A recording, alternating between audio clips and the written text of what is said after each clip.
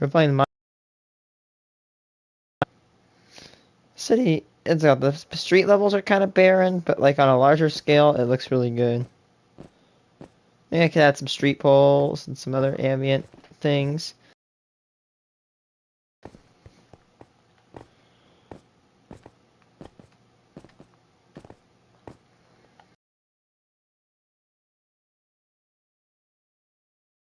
Videos.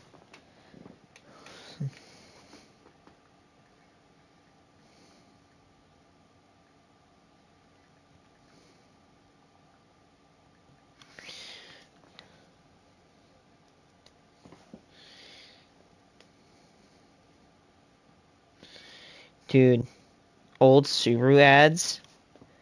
Dude, Subarus back then, in my opinion, don't look nearly as good as they do now. I mean, it's hard for me to talk about Subaru without being a little bit biased for them because I really like the Subaru.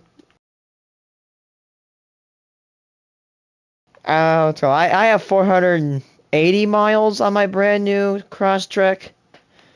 I could say right now it's a really good little car. Love it. It's a limited. It's a little pricey. You have to fork up a little bit of money to pay for it. But it's not as expensive as like something like a I don't know, Camaro, or I don't even know. A little bit pricey, but it's really good. I recommend it. It's reliable and it takes curves like a champ. I'm doing really good. Actually, I'm doing good and I'm doing bad. You see, I work as a dishwasher and, well, I mixed some chemicals improperly and look. I don't know if you can see it under the right, but that is all rash. I think it might be going away, but that is all rash. It looks like my leg has AIDS. I got a little bit of this stuff. If you can't see my hands, the back of my hands. You can see my wrists. So you probably can't see those little red dots. I mixed cleaning chemicals probably on accident, and it caused me to have an allergic reaction.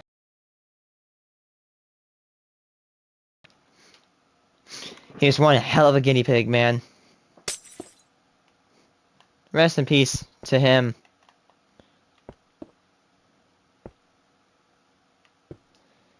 Oh yeah, that's called drift.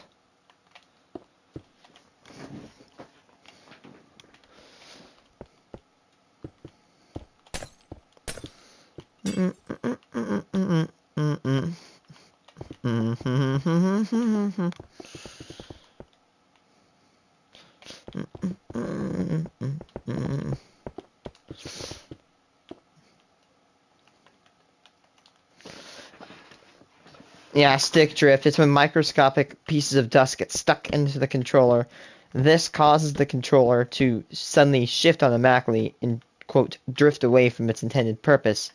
Thus the name stick drift. Like, oh my god, my legs are so freaking itchy. My, like, me leg got AIDS, my guy.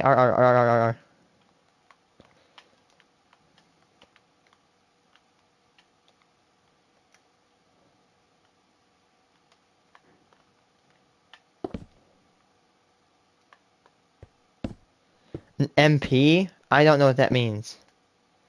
You're gonna have to explain that. MMP?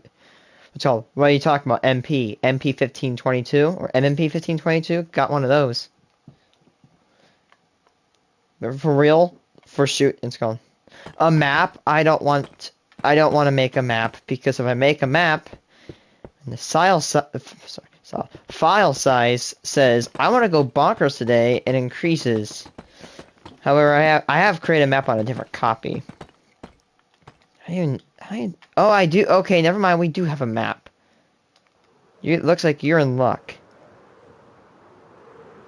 I don't know where it would be.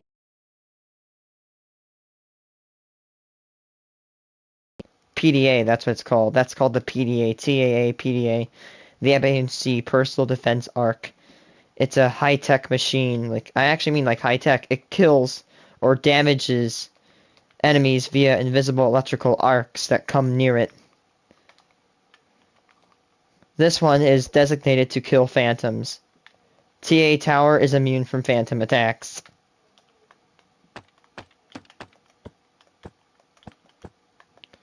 Okay.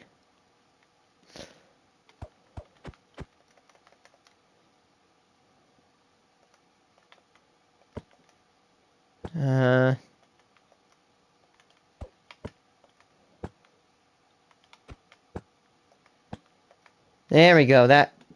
So I've cut off this chunk, and I've cut off that chunk.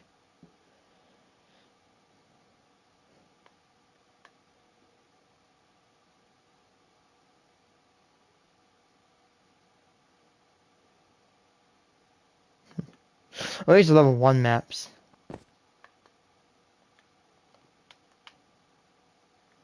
Oh, 3 out of 4. Let's say, if that's how much space we're consuming, yeah, that is a bunch of space for that. But this city is a little bit big. TA City will probably expand like kind of like right here, and it won't expand anymore. After I do TA City and I build that, I'm gonna start work on the Abterian Transway project. The Transway project is gonna be a long, complicated one. It's gonna be like highways, but like kind of like the ones from Fallout, but different. There will be 7 designated transways, and the ones that are odd will go up and down, and the ones that are even will go left to right. Transway 1 will probably be hooked right here. Yeah, right. That might be Transway 3. Transway 1 might actually be either 1 or 3 will begin right here, and it'll go through this valley. I'm gonna make that bridge from West Virginia, or like one of the bridges from West Virginia. Anyway, a few days ago, we actually finished this block. I love I think these buildings look a lot better than those ones. This looks modern, but not. It's a fictional country, but the time period is the 2050s. So, like, for example, like the lore is the year is like the 2050s, the years of the 2050s, and the Abbott Agency has purchased a large chunk of land and has funded billions of dollars into developing its own society.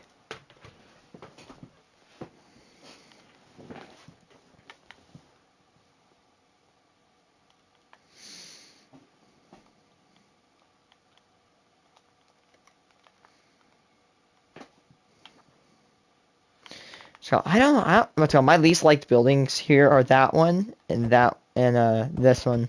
They have nether brick. I'm gonna probably stop using nether brick because it looks ugly on these buildings. It doesn't mash. I'd rather repeat assets than go with nether brick. So this is what I like to call Abterian modernism. So Abterian modernism, yeah, you got your rims. These can be made out of any material. You got your base material, and then you have these little pokey holes here. And these actually are like little cubbies. They are like little condos. The amount of housing space is like usually. So housing space in Abterian, old Abteria would be like this square right here. Like it'd be like this square right here. But now it's expanded by almost double. There's more housing space.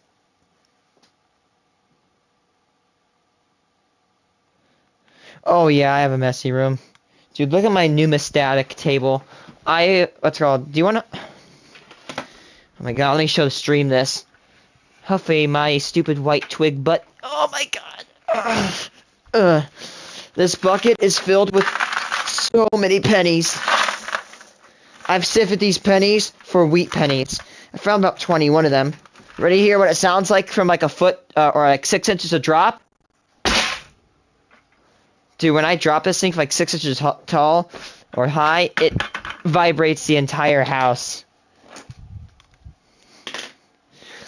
That's about $50 of pennies right there. Yes, and it weighs about 30-40 pounds. I don't want to be mean towards the penny, but it's such a what's it called? How do I say it?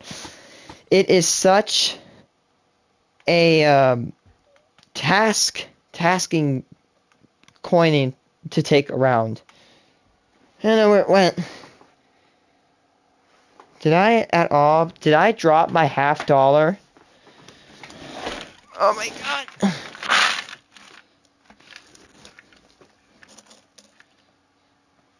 Maybe I dropped my $50 in here.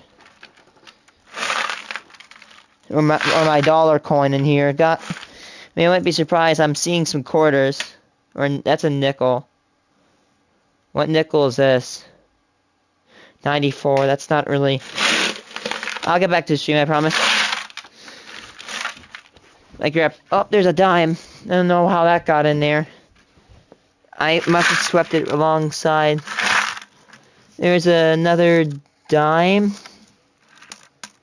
Oh, I lost it. Where did I put the dime? Where did it drop? Oh, there it is. Or that's a nickel. I'm so stupid.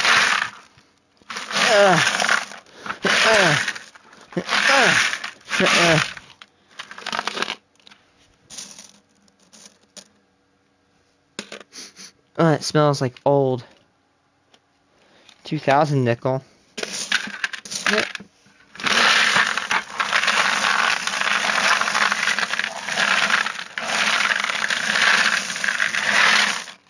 I don't know where my dollar coin went. It's somewhere. I just really want to know where it is because my grandpa gave it to me as a little souvenir. And I have absolutely no idea where I put it. I'm so irresponsible. I don't want to dig into the pennies because if I dig into the pennies, it'll make my hands all black. Yeah, if you sort pennies for like more than 15 minutes at a time, you will actually get your hands to become black. Like it looks like your hands look like peat.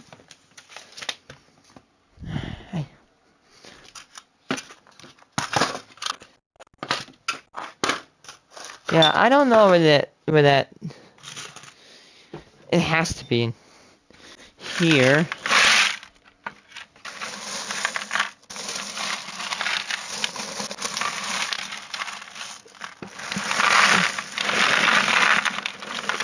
I have no idea. It's a very obvious coin to find because it's a big chunker.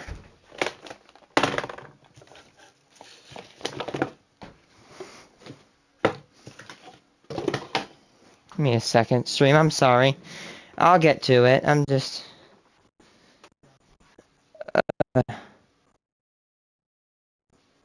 God darn it. Where did I put my... Oh, that sucks. I have to find it. It's an old one, too. Is it under my PlayStation? No. Where in the absolute hell? No! You did already.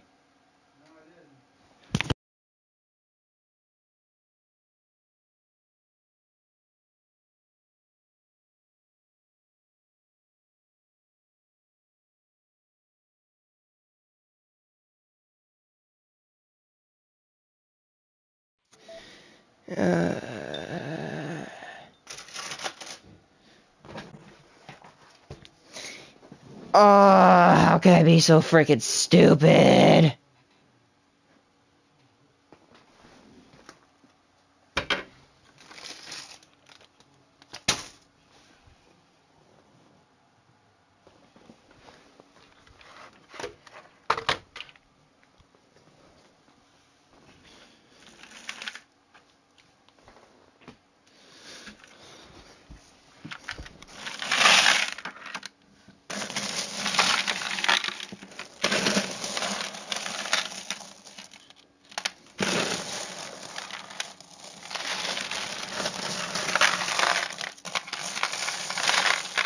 Oh, shit. You know what? We're gonna do something. I have a better idea. I'm gonna dump them into a bucket and see if I can find it as I pour it. Ah, shoot. Get ready for this, boys. Oh, God, this thing is so heavy. Just like... It's out of Ghana.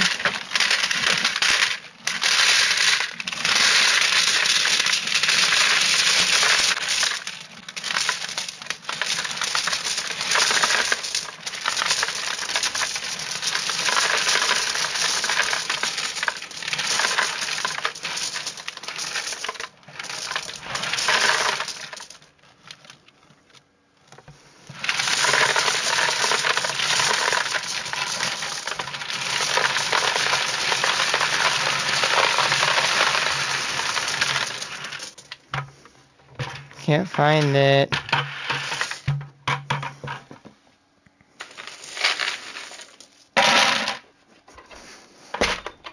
Let me try that again.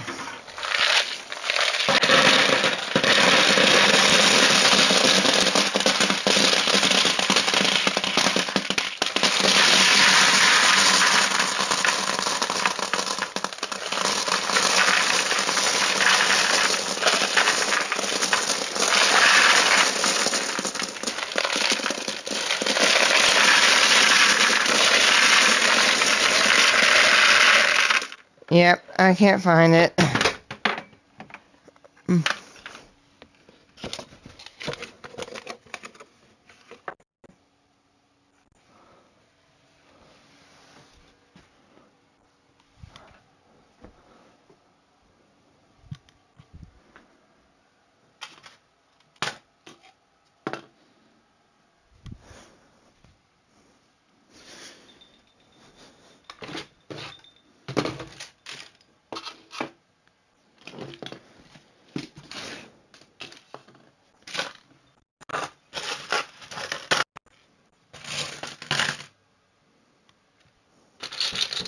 Found it. What?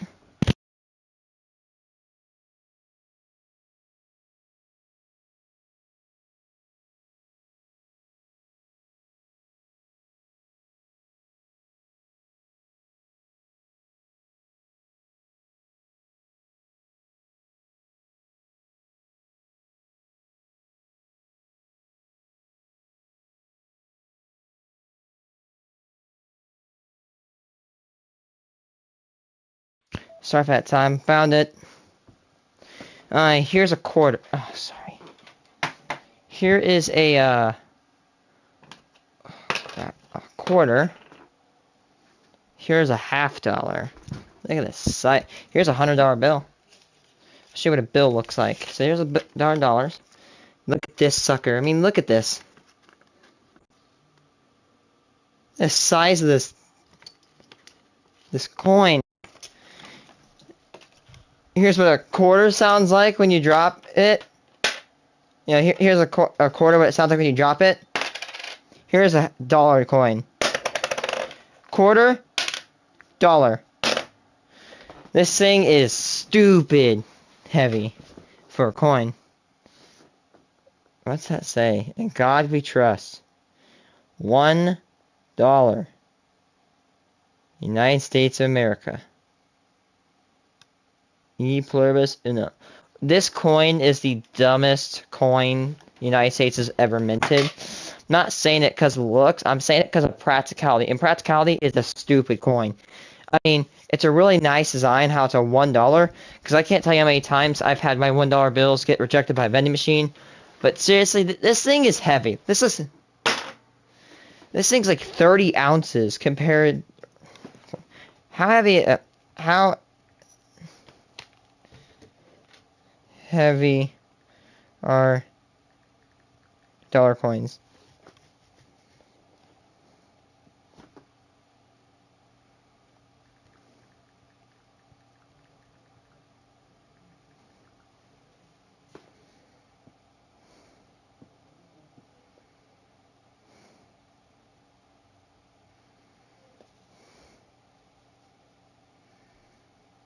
I don't know.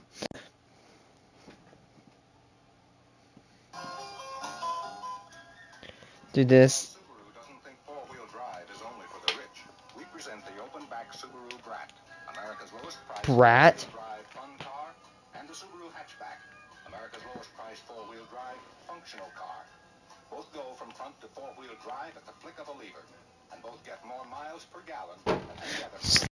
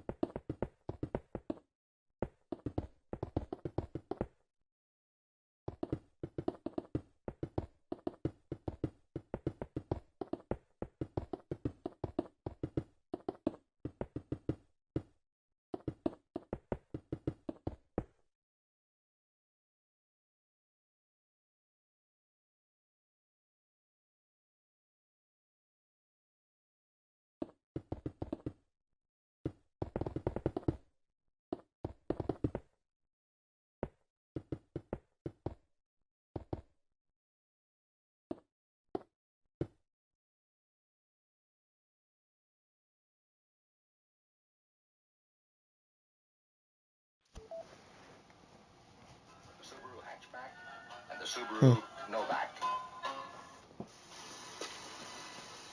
Dude, that does not look like a Subaru. Influenced by some of the world's finest cars. The styling reflects the aerodynamic shape. Like, that doesn't even look the best. No offense, Subaru. Front-wheel drive handling. That looks like an old Lincoln or a Honda. And its economy and all-round finish mirrors that of the remarkable Honda Accord.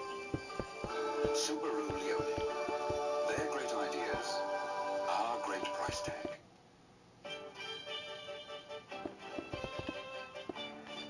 In most commercials, the cars start up here with some help from a helicopter.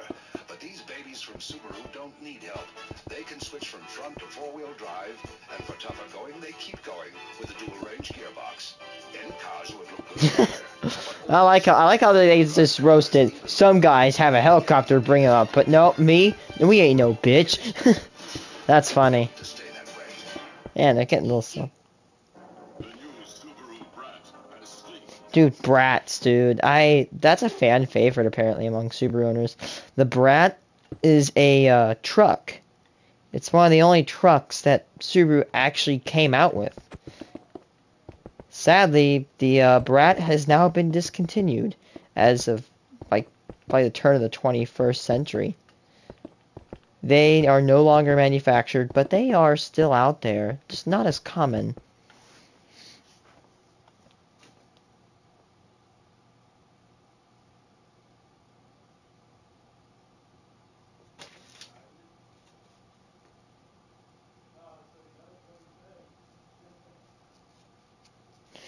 Okay, you know how I do not get... Okay, so if you ever actually follow the trend of Subarus, there's this very interesting trend.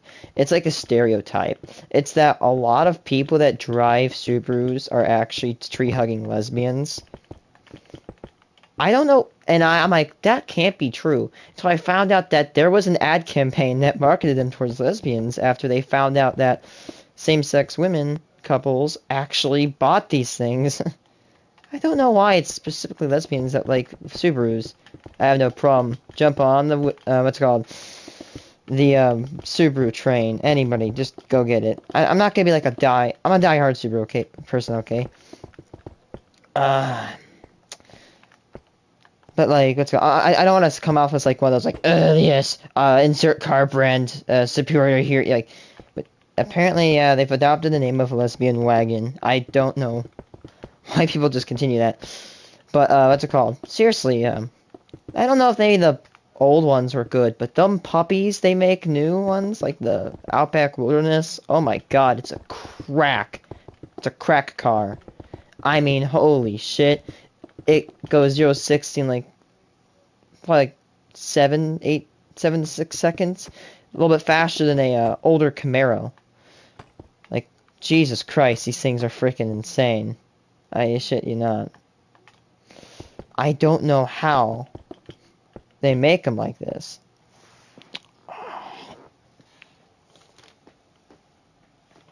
I have to find this commercial. Here's what I'm really impressed with. How did they market it, a car towards same-sex couples and not get absolutely canceled? Because back then, same-sex marriage was legalized back in 2015. 15, if I'm not wrong. These are the 1990s. If you were found kissing another person of your same gender, you're gonna get ostracized from your own community. You're gonna be absolutely shit on and despised. So the fact that they did this and they still made a company while not being, absolutely destroyed by stupid, horrible, homophobic people surprises me. I'm with the movement. Like, love is love, guys. Just, it's called. All I see people like, people with different preferences. They're just mentally different. Not mentally unnormal, but just mentally different. Just like how I have autism and I'm mentally different. I'm not normal. Who cares? I'm still human.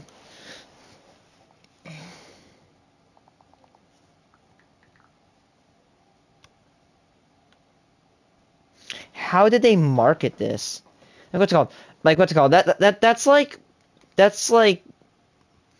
if a car company advertised with black people in their commercials in the 1960s. Like, even though it's normal today, it'd be completely not okay back then. Even though it's petty. Like, dude, it's just they're people, dude. They just treat them like people.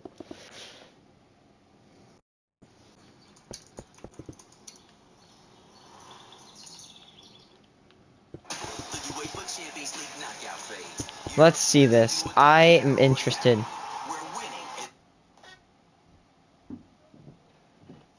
How did this happen? They actually, it's called. Putin's gonna find himself in the epicenter of a gay tornado. Oh my god, please pause that. Wait. Okay, please. I'm gonna do a disclaimer. I'm not making fun of people who like, people of their own gender. That's called. I have actually a bisexual like friend in school.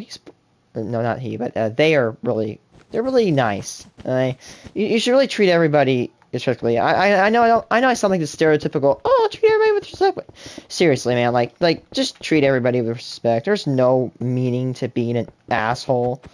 Like that gets you nowhere in life. Like, this isn't the 1960s anymore. Like,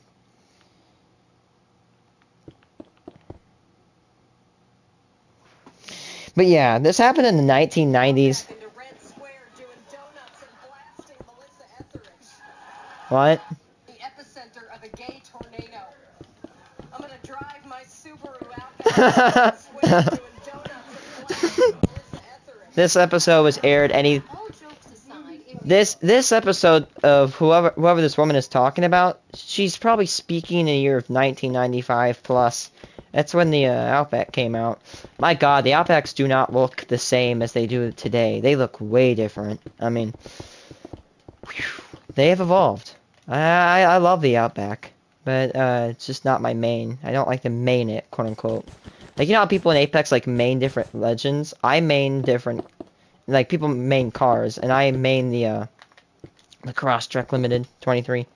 Ever wondered why the punchline, as seen in this Saturday Night Live skit about lesbians driving Subarus, exists? Look no further than this former ad man. In Subaru's case, we thought that being a little sly and a little humorous with the brand was going to be the ticket to conveying what we were really trying to do. This is how that legend was born. That's insane. The company used clever marketing, entirely comfortable with its orientation. That's funny. That's cute. That's called. That's not even making fun of people that like people of their own gender, dude. That's actually kind of funny. It's called. This car looks like a Lincoln. It doesn't look like a Subaru at all. It looks like a Lincoln. What is this model? Gay community at a time when pop culture was years from embracing it. To convince an auto manufacturer to actually speak to the LGBT or the gay but everyone, community, built for everyone out there. In the first person, in their media, was a pretty groundbreaking thing for 1994. No kidding, it was. Creative director of the ad agency spearheading the LGBT campaign. 94. That's right before the Outback came out. I get it. Right before the Outback came out. Oh god, I'm sorry, I'm corny. I'll shut up now. I'll try to shut up. Research showed they were 4 times as likely to purchase the vehicle than their heterosexual counterparts. Holy shit. Reasons were unclear, but the team seized the opportunity to transform the brand. They did it. Famous thought process in advertising that you show Effing smart. Holy shit. Give them as much information as you want, but the consumer will complete the circle in the end. That you don't have to show them every little thing. Rather than focus on people, the ads used imagery and language to make subtle suggestions. Dude. It can be seen in these symbols at the end of this commercial, or the canny use of license plates from this print ad. Well, there's always a little bit of ambiguity, or can be some ambiguity. I'm surprised with like the tabooness of this type of topic. I'm surprised they didn't get like backlash for this. I'm not saying they should have got backlash. They shouldn't have. The first company to market their advertising to the gay and LGBT community. Really? They were the first in the U.S. to do so consistently and openly. The ad successfully grabbed the Get out and stay out. That's a good one. Perceiving the brand as being gay friendly. That's actually really good. Hats off to you, Subaru. Holy shit. There were a lot of other factors. It certainly made us happier with our purchase. And we had a lot of lesbians that Dude, were yeah, there's a lot of women that drive Subarus. Holy shit. Lifestyle advertising actually can make a lot of sense because if the product is good. This is the smartest ad campaign of all time. Convince me otherwise. Then this is where the sort of the lifestyle advertising can help seal the deal. And while other brands may have tapped into the gay and lesbian market, it's this campaign that's had staying power. Very And that's smart. part of what makes a It's Subaru actually spawned a stereotype about the drivers. I find that is so that's hilarious. Let's see. Is this one? Late 1900s or late 90s. Subaru ad late 90s.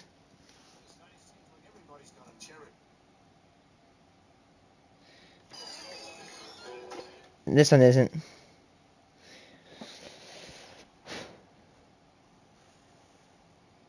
That's funny.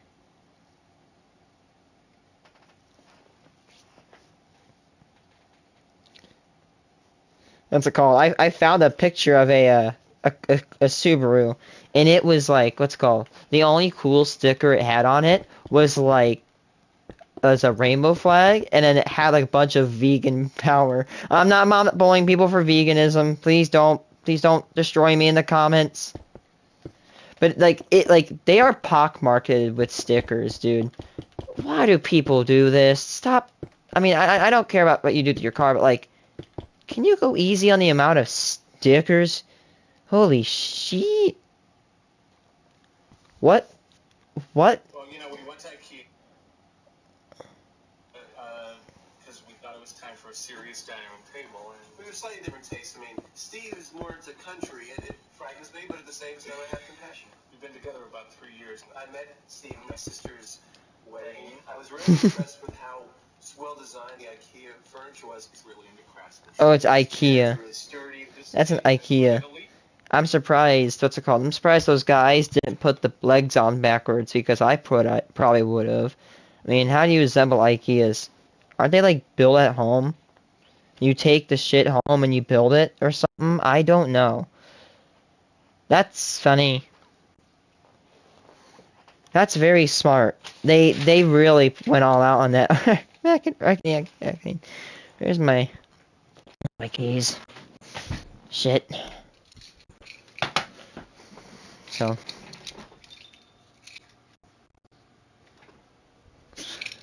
hanging up on my door, that way I don't lose them. Dude, you know what? I'm gonna look about the oh my gosh, the Kia.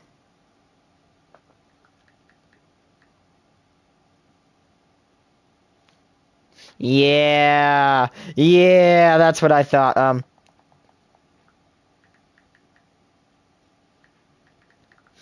Do I have to read about this really big controversy that actually occurred a few years ago? Is that there was a TikTok trend where Asian brands, Kia and Hyundai, a Hyundai, whatever that's called, get hijacked.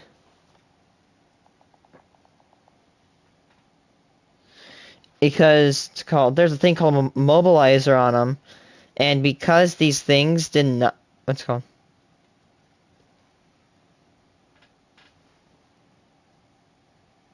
Dude, I have no idea what happened here. They're really easy to steal, apparently. Like, anyone can do it.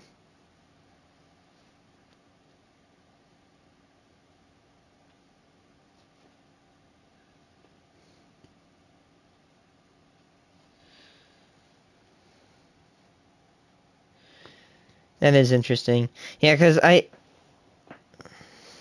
have seen problems where, like, TikTok had this trend, and a bunch of kids started taking Hyundais, whatever they're called, and they started hijacking them, and they had to do a massive recall. Now, what the heck? How does this key work? I'm gonna show you. This is a Subaru key, right? You got your key. Oh yeah, I'm gonna block that because that's got my phone number on it. But in the back here, you can see, push this little button. Got your key here. Now we don't use this. I actually don't even use that. This key has code in it, and it's got a proximity sensor. What it does is that the car or the key bounces a radio signal out in all directions, right? It bounces signals out in all directions, and then when it transceives to this key, it sends a signal back saying, "Hey, I'm really close to you. Green light. Like I'm given the green light. We can go. If you go too far away from this key, it says I'm not. What's it called?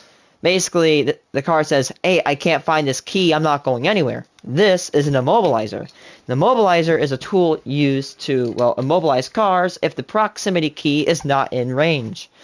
However, the problem is that I think, I don't know, there's a special way where you could hijack and override the key's data to actually get access to the cars. Now, when this happened, people started stealing shit and destroying cars. Glitter robot? Glitter robot. Glitter robot. Yeah, glitter robot. Wilderness Resort. Explore what's new at America's largest water park resort. Wisconsin Dells. We are covering Colorado First tonight with I'll one of move the there one biggest day. crimes in the metro area, auto theft. And it's especially troubling for Kia and Hyundai owners. Social media videos. Yeah, their reputation. A little bit like shit. Please don't take offense to this. They're not known for the best quality, apparently. Their public image is going to be devastated after this. We want to be clear, we're not showing how these vehicles are being stolen, but we are going to highlight the problem. Absolutely, Karen. We want to protect as many vehicles.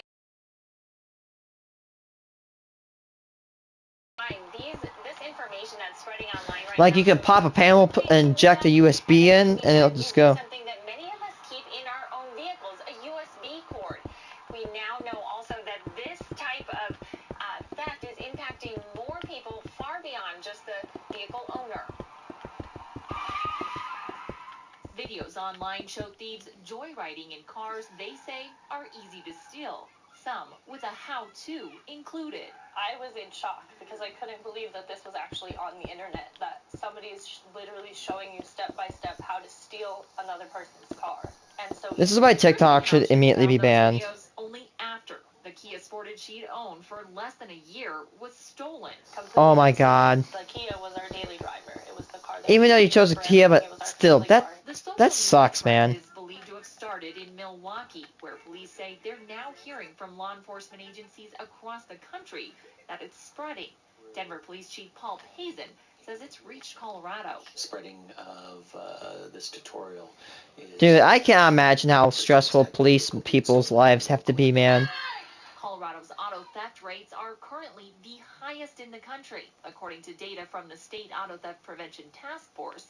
While Kia and Hyundai have always been a target for thieves, they are so now more than ever. In 2019, a little over 200 Kias and 200 Hyundais were stolen statewide. The next year, that number jumped to roughly 400 each, then doubled again in 2021 to 1,000. This year, we are over 3,000 stolen Kias and over 3,000 stolen Hyundais. The result, some insurance companies are now restricting coverage. Oh, my mom works at State Farm, and she's told me that that State Farm is dropping a lot of the models of Hyundai because they don't want to pay for them. I don't blame them. I mean, it's kind of mean to do that, just drop them, but I don't blame them. I mean, that's the company losing money. And because of their little screw-up, it's going to cost people money. I mean, it is sad, dude. Who are the game over kids who keep repeatedly stealing cars in Columbus here?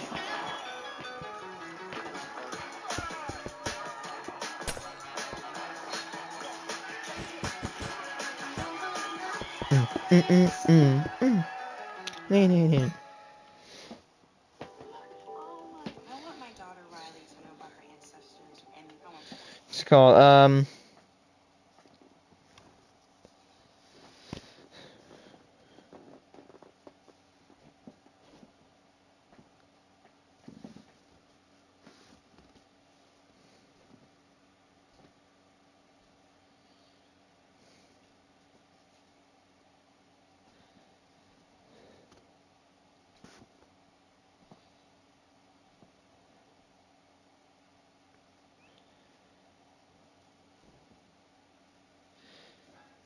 oh my god.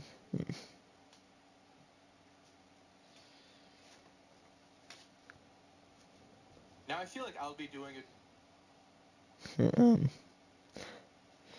Fallout 4 without leaving this island. Oh my god, I love this guy. What was only a vision 4 years ago is now a reality. The Ted Williams Tunnel will open to commercial traffic later this year.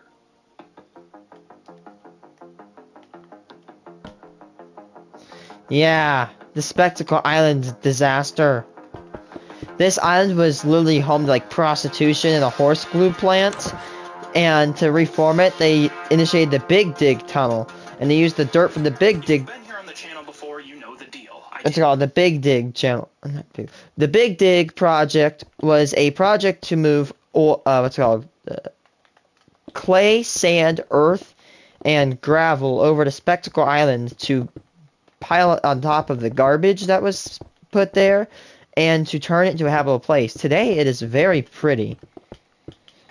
It's really a nice, beautiful place. Video game, we don't leave, and we see how we can explore the game's mechanics while making fun of it all along the way.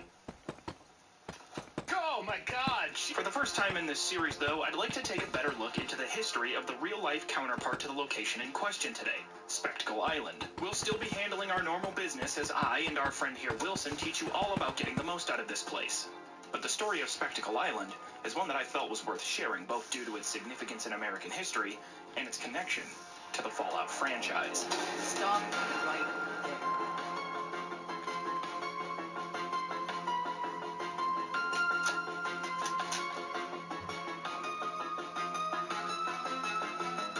What's a polluted mountain of trash?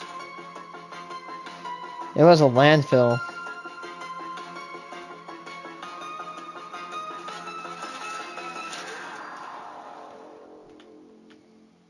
Before we continue, a quick thank you to today's video sponsor, Factor 75. Factor will send you prepared meals for easy and convenient access to Factor.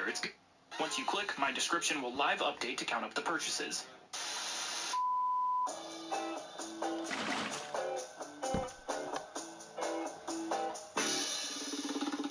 So you're ready to take an all-inclusive vacation to Spectacle Island. Well, it's like any other trip overseas. You get yourself a travel agent, you sign some papers, nuclear bombs go off, and you cryo-sleep away the thought of returning back to your 9-to-5 drab life. Yada, yada, yada, and you're here on the island. Oh, that's kind of nice. Alright, 25 XP, that's a good start.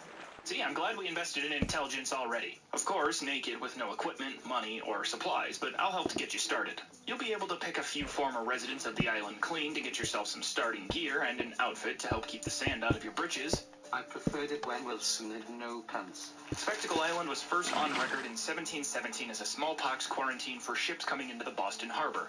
Here's what the quarantine hospital on island may have looked like, though this depiction is from another Boston Harbor island, that being Rainsford. There won't be a smallpox outbreak on the island when you arrive, but that doesn't mean the island isn't crawling with bugs that need to be cleared out. You should probably focus on getting rid of them first. Oh, I did not... Okay, so there are combat encounters right... Oh, yeah, Mirelurks are gonna jump him, like... Oh. Excuse me? Dude's gonna be like living in West Garfield. Fantastic start. Mannequins, defend me. Go. Onward, soldier. Bombs away. Alright, good hit. Get back in cover. I should be able to break the encounter with these Mirelurks. I mean, hey, the good thing about Spectacle Island is that it's the biggest building space in Fallout 4. Whoa! Oh, Mirelurk Kings. A little bit more difficult than I thought. Oh, that's gonna be hell. Oh my god. I'm already sunburned, okay? I don't need to deal with deadly crabs. I'm gonna get on the boat. I know the boat is at least a little bit safe. Plus, there is one thing to help us out in here. Sniper rifle. That's actually pretty decent. Good little start there. Not bad if it's a 308. I hear you. I'm not dumb. So far, so good. Alright, we put a little dent in. Oh god. That's a Razor Claw. I think the Razor Claws are the ones that level up with you. Leave me alone. Don't do this. I was the follow-up to Forrest Gump. You can't kill me. I might as well just try. I just quick saved. Ah, shit. That was a bad idea. That was a bad idea. If only this guy knew that there was actually a mini nuke located in the house along with a Fat Man in that ship. But if you do use the Fat Man, it's best to use it on the Mirelurk Queen. Not the best strategy. It's really as simple as flipping the switch on the boat, flipping the switch out here by the shack, and you'll hear this alarm go off. Do I have to wait any longer? Oh, okay, now we can use the workbench. This also gives you the ability That's what it sounds like. base building. Now, I'd begun this journey thinking that the Mirelurks were here to stay and keep me company, that I'd have to do anything under my power to clear them out before moving on to other things. But shortly after raising the alarm... Are the Mirelurks gone? Those fuckers abandoned me! They left me! Are you serious, guys?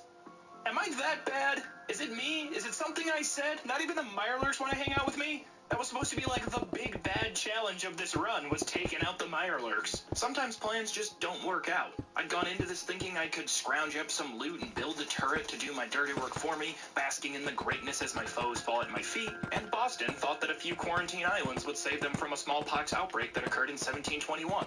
We all make some oopsies, but now, you're alone here. Technically a victim of quarantine via isolation from the rest of the game. Let's talk about the playable area for this challenge. Big. Big, but it's gonna take some time to farm. I don't know how you'd get way too much XP. Special K is oven toasted to crisp perfection, then tossed with yogurty goodness. Or maybe some red berries. Special K. Maybe? Of course, you've got the island itself, any and all items or scrapables it may have being your toolbox, but we're also going to allow the surrounding water and platforms that exist in the harbor. We'll talk more about them later, but they're absolutely crucial if you'd like to turn this desolate, lonely island into a thriving business spot. Coincidentally, that's the direction Spectacle Island took as it was purchased in 1857, and over the next few decades played the part of foundation for several different factories, including horse rendering, fertilizer, and glue, employing about 30 workers and housing 13 families. In order to emulate this, you'll need people. In order to bring people, you need a recruitment radio beacon. tower. And there you need intelligence and things material. not easily made available on the island: crystals and circuitry. If he's lucky enough, he can find a junk box. God, there is a camera in here. Now, another thing about island survival, if you're trying to swim, don't swim. Swimming is cringe. For the love of all that is island survivalism, whole bunch of nothing. How you gonna put a metal box out here with nothing? I came all the way out here. I swam, swimmed. I don't want carrot. I don't need a carrot. I don't want carrots. I don't need carrots. I already have a carrot, which means I can make unlimited carrots. The next 6 or so hours were filled with an insane amount of grinding. Not just scrapping as much as I could and searching every possible container available, but also my least favorite form of XP grinding in Fallout 4. Make sure you grab the Idiot Savant perk for occasional XP boosts. And post-spam... Yeah... Not post-spamming. Salvage rare components like circuitry, nuclear material, and fiber optics when scrapping weapons and armor. Like, I have to be level 23. laser blaster. Hopefully he knows that you can scrap laser blasters to get free circuitry.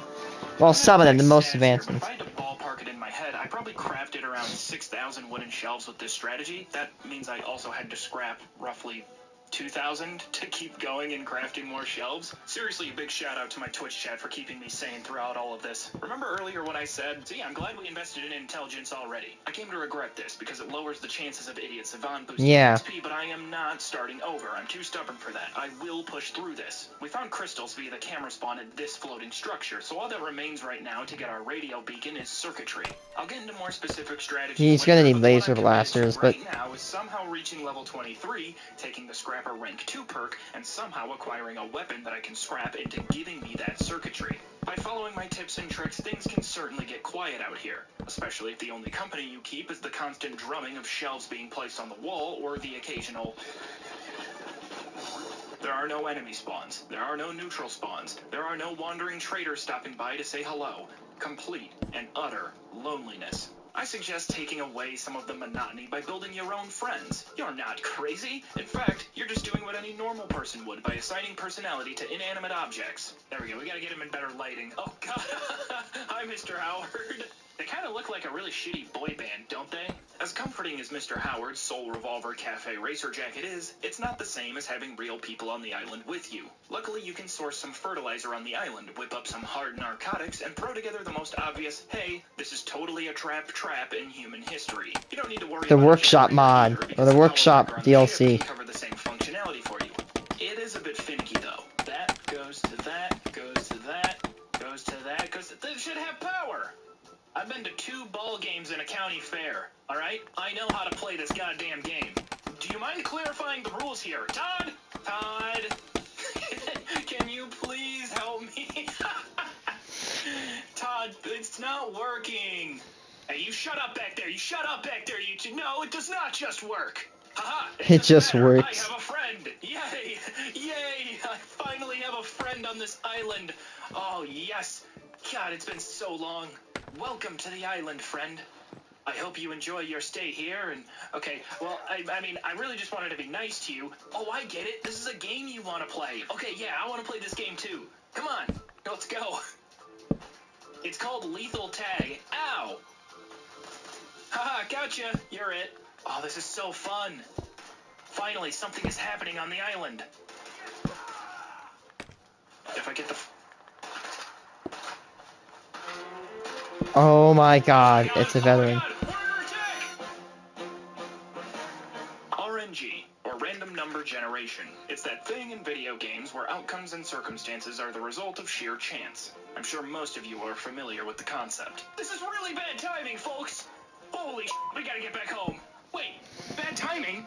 This is the greatest thing that's ever happened in the island's history! It's the reason why with only enough fertilizer to make 4 jet, I was able to acquire 6 and craft a raider trap. It's the reason why a few people who watch the uncut streams on my second channel let me know they were able to find circuitry much faster than I did from this green duffel bag. What an absolute disappointment. What a crock of shit. It's the reason why I didn't do this on survival mode, so you can holster your angry comment, Aaron.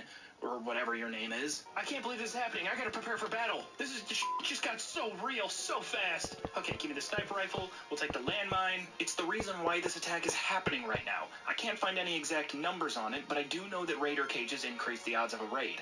I can't imagine the odds are very high, though. And RNG, along with some really gross save scumming, is my way of making sure this opportunity doesn't go to waste. Alright, we got the quick save in here.